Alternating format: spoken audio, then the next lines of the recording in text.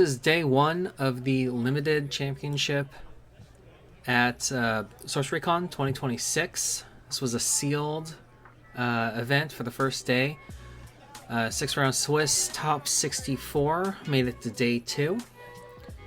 This is game 3, the round 3 of the Swiss rounds. At the top of the screen is a player from Michigan, Emily, playing a default Spellslinger, and then I am at the bottom of the screen playing a Spellslinger as well. Turn 1 is a Wasteland and a pass.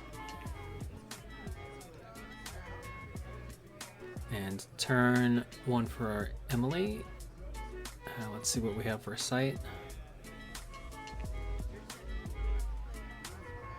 Dark Alley.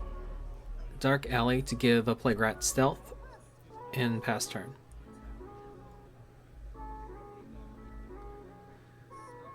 Plague Rat.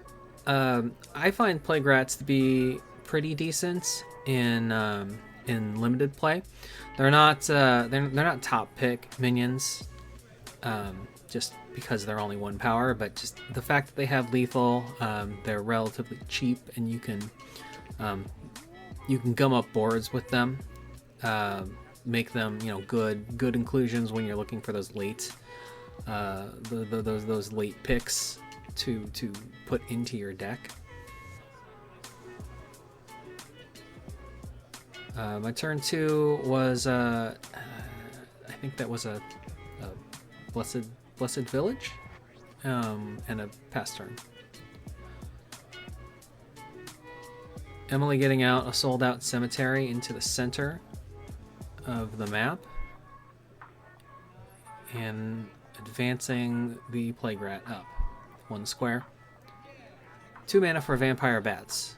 Vampire Bats played a little conservatively on the back row.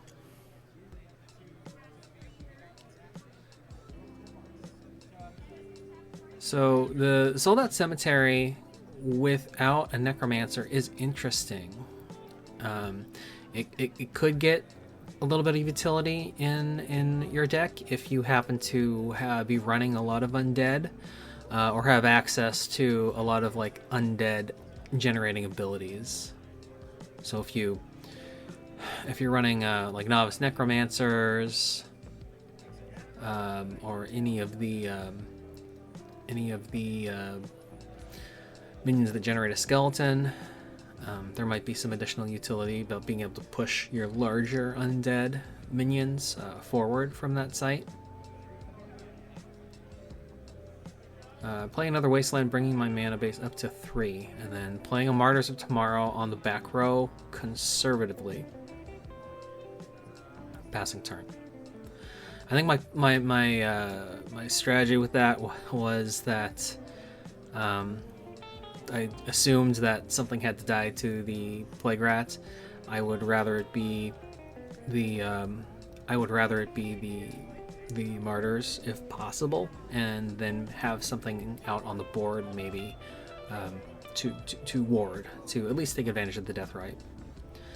The Plague Rats with stealth though, like Emily has all the control with that. Like she can choose what she wants to die on the board here, as long as she can get an attack in. Advancing the bats forward on the bloom that she just played, and then 3 mana for Wardens. Wardens becoming a 5 power airborne automaton on my turn, which is not an immediate problem now because I'm not really in position to attack in, but it will be a problem in the future when the time comes. So I do need to come up with a way to deal with that.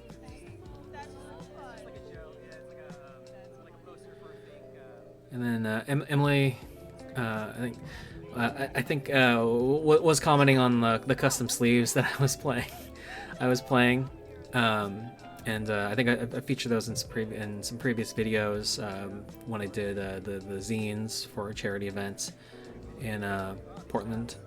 in January earlier in the year, and I was just kind of explaining that and why I had made them and things like that. Tapping for a stream to get myself up to 4 mana.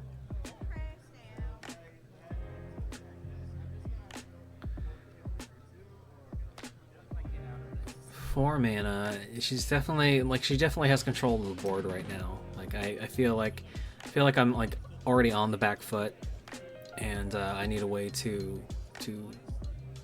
kind of start clearing some things and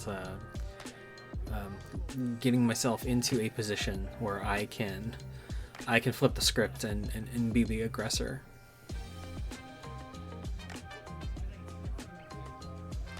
It's early in the game. I still have a handful of spells, so I mean I have some options in there. I'm just kind of thinking through what I want to do here, and I think what I'm doing is using a toolbox. Searching through my collection, I believe I choose. I want to say I choose a Vandalamp. Yeah, so the toolbox that I brought out earlier, sacrificing that to play a card.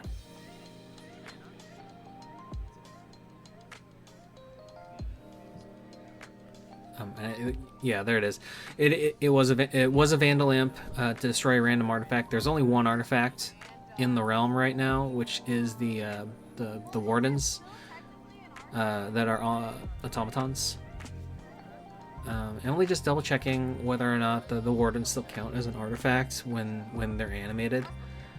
And we're just double checking really quick with the judge that when it animates, an automaton is also an artifact. It's just like an artifact minion in the game, so it would still die. So that was 2 mana. I still have 2 left. I don't have another play though, so I'm gonna have to pass the turn there. I have 2 minions on the board here. It is highly likely one of them dies. Highly likely she just attacks into the Martyr of Tomorrow. In retrospect, I probably should have just moved the Martyr.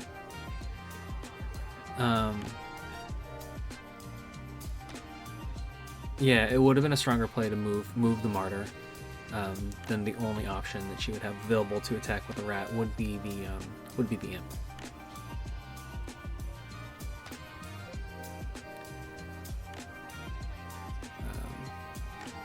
But yeah, because I didn't move it, I give her the choice between those two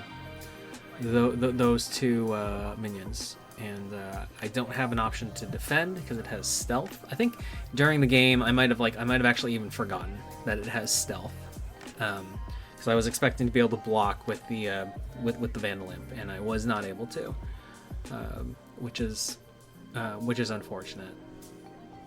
So not the worst 1-for-1 in the world here, but definitely kind of better in the current board state, being able to take out a 2-power and denying me the ability on the Death Right.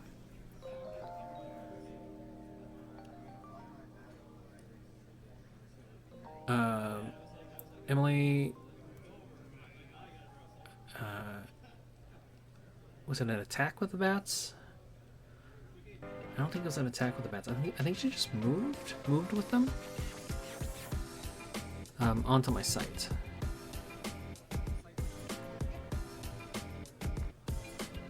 Draw a site for turn.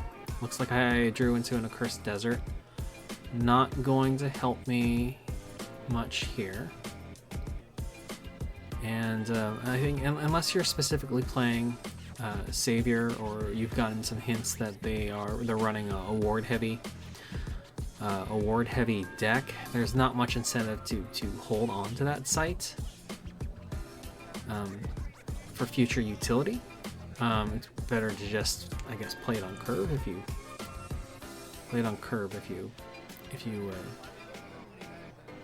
can. Brings my mana total up to 5.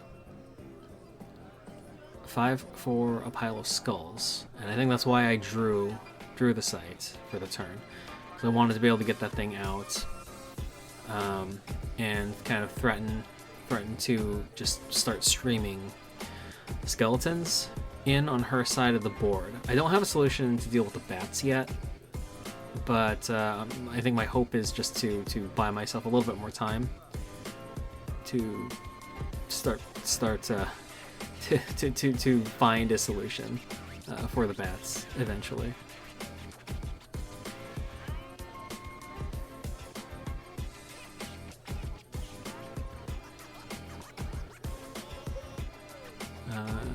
Emily drawing a site. And she was just joking that she hoped she got the threshold that she needed for what she wanted to play, and she did. She got Fertile Earth, so that's I think 3 Earth threshold now. She's just double checking placement. 3 Earth threshold is basically enough threshold to get to play almost anything you want. Anything you tend to want.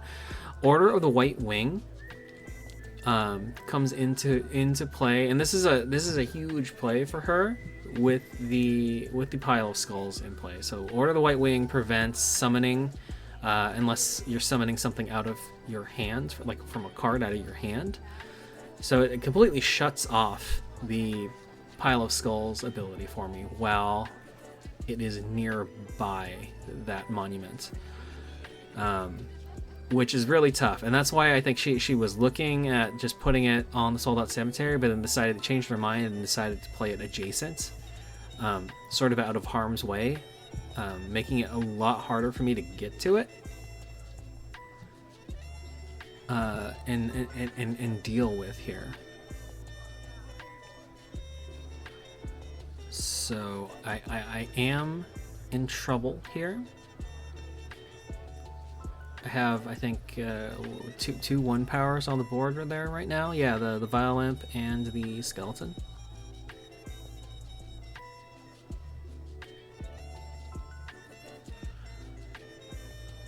I think I might have missed some crucial opportunities here.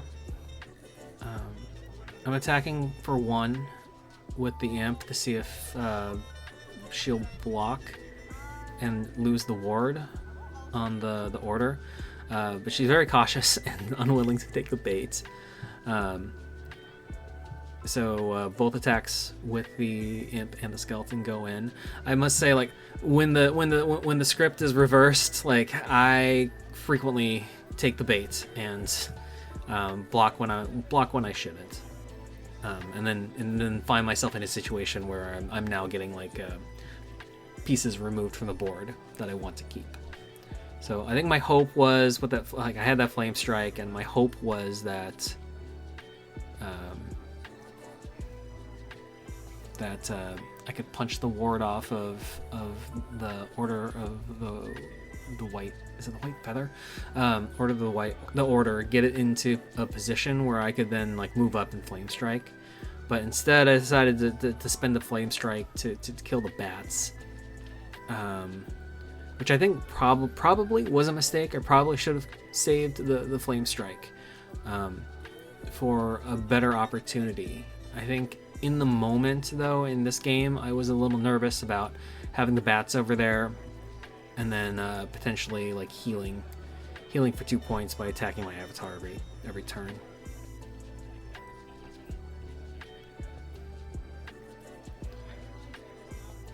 I did get a Noxious Corpse out onto the table, so I have a little more board presence. She's able to get a Monks of Cabalsa out, which is a little scary. So 4 mana for that, and then 1 mana for an Eltham Townsfolk, just to bolster her board presence here. So she has a lot of.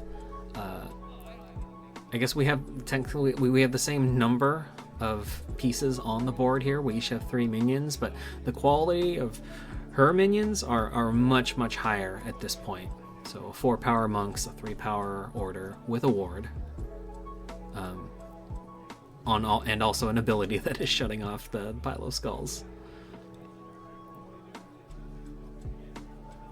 And then Elfin Townsfolk, even at 2 power, just, you know, better than a skeleton.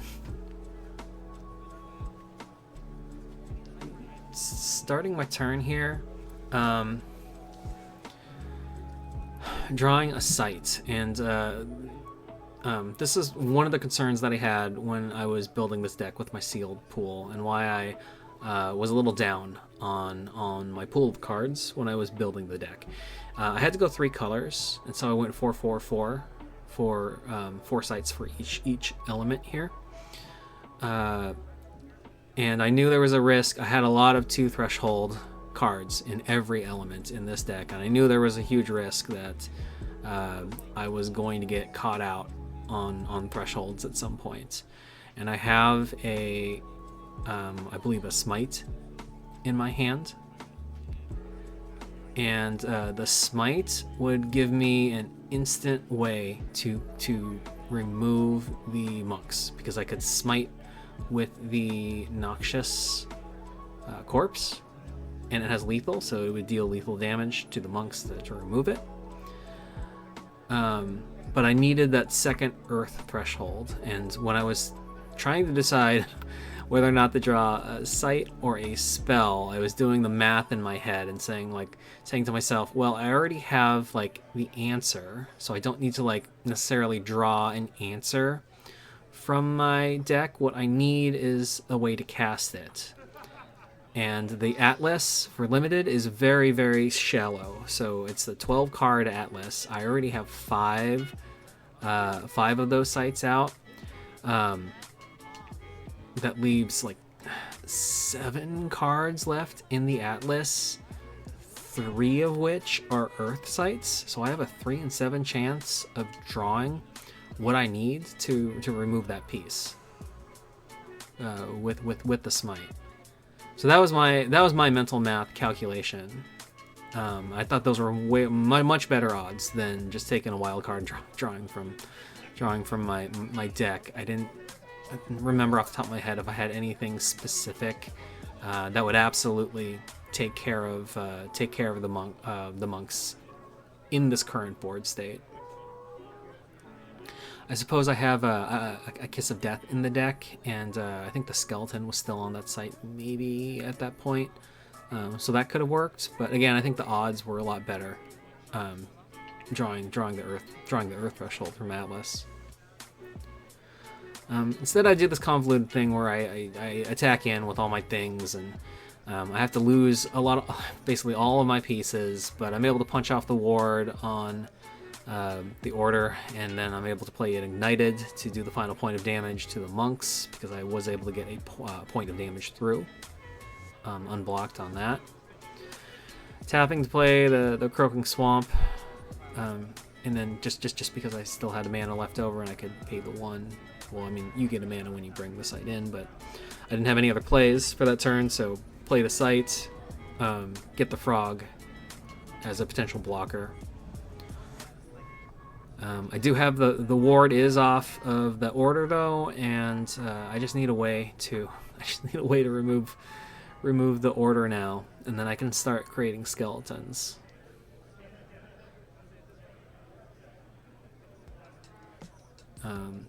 I'm only playing a Spore Spouts, which made me a little bit nervous when she played it, because she was thinking about what to do here. But instead just plays a Night Watchman, which can't take advantage of Spore Spouts. Deciding if she wants to attack forward.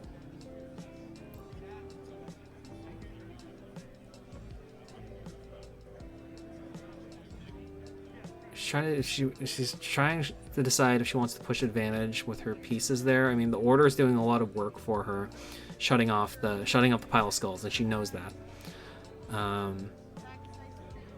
So I think she's just a little bit nervous about maybe moving it forward, and putting it into a position where it's easier for me to get to it. But she is attacking forward, and yeah, I think that's probably the better choice between the two, just to be a little bit more aggressive. I do block the order with the frog, because that's 3 points of damage instead of 2 from the townsfolk. And I mean, I'm staring down a lot of potential damage on the board coming in next turn, unless I can come up with some blockers or a way to remove some things here. I mean, I'm looking at like three from the Night Watchman, 3 from the Order, 2 from Eltham, so 8 points. 8 points of damage, which is huge. Spending all of my mana for an Undesirables to try to give myself some blocking options. Tapping to play out a Leadworks. Again, I'm up to 7 mana, and still only one Earth Threshold. So I can see Emily's hand, and this was where she top decked a Buried Alive. She's tapping for a site to draw a site, and then casting Buried Alive to burrow the Undesirables. The Undesirables have burrowing, so they don't die, but they do get forced underground. And the problem that presents for me is that is a huge tempo swing when I can't defend with them, because I was expecting to be able to defend at least one of those attacks with the Undesirables and then like remove a piece from the board. But instead, it puts me behind like 2 turns because I have to like surface it again just to make that undesirable minion relevant. And then in the meantime, she still has those 3 minions that get to slide in and attack. So she gets full advantage of them this turn. She would get full advantage of them next turn, with the Undesirable still out of the equation, because I have to, like I said, spend a turn to make them step up and surface. It's just like a huge tempo swing that was unexpected for me. Like I really was banking on being able to block one minion with them, and then have the piece stick around and be able to kind of hopefully deal with some of these minions. So there I go, spending the move step to bring the Undesirables back up to the surface. And I need a way to deal with all of these things that she has on my side of the board now. And unfortunately, I don't think I have it. I'm basically in top deck mode at this point. I only have 1 spell in my hand. I have two sites, which is just like really unlucky if you think about if you think about it. I think I finally have an Earth Sight in my hand. I just haven't been able to play it out yet. So I have an Earth Sight for, what was it, a Smite? But at this point, I don't think it's going to do me as much good.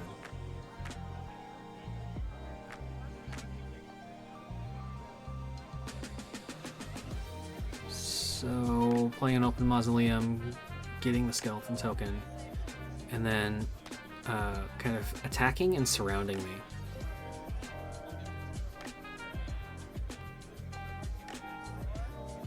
Yeah, she's just positioning all of her minions. She can attack all around me and surround me there, and then playing a Saints of Redemption, which basically sealed the game for her at that point. Even if I could play a blocker, it would come into play tapped, and then all of her minions untap, and I don't have a way to get out. I can move my Spellslinger to the left or the right here, but either way there is a minion waiting to strike me. So unless I had a way to kill either the Order or the townsfolk, that was going to be the end of the game here for me. And I think I take my turn and I take my turn when she passes it. I look at my, I draw a spell. I look at my cards, and I just try to make sure there's no way to get out of this situation.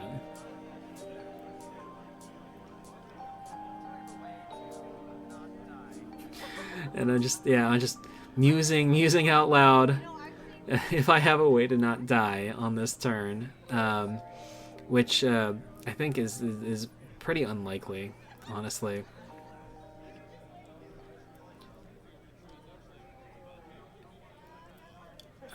Yeah, I don't have it. I think like all I have that smite in my hand that I can't play.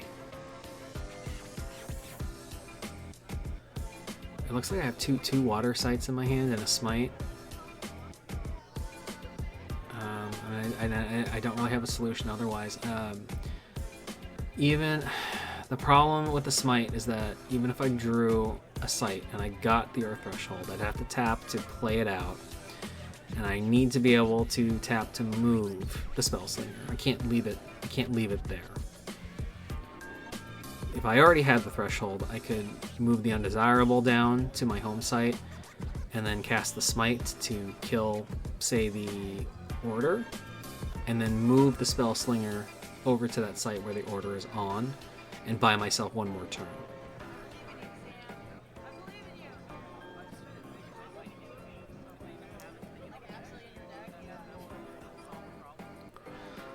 But I've the game is like essentially over at this point. I've talked about this before, though. I mean, like Sorcery is a game where you never want to give up. There is always like a chance that you can turn it around. The deck is the game is inherently very swingy. So there are cards that can sometimes just help you stabilize the board and start turning the tide. But I didn't get anything that that would do that for me. But I just wanted to finish out the game. So playing out of Weathered Trunks, it would come in tapped, moving, and then on the next turn, Emily attacked in with the Eltham Townsfolk for the Eltham Townsfolk for the last point. So that was it. It was a really fun game. I think the crucial turning point there, honestly, was probably the Order of the White Order of the White Feather. Getting that out and shutting off that pile of skulls was really devastating to my plan. And then also just not picking up that Earth Threshold that I needed. It was really tough. It would have been nice to be able to kill off the Monks of Kasaba a little early, and not have to make as many trades to get it off the board. And then also just that Buried Alive by Emily. Great top deck, great play.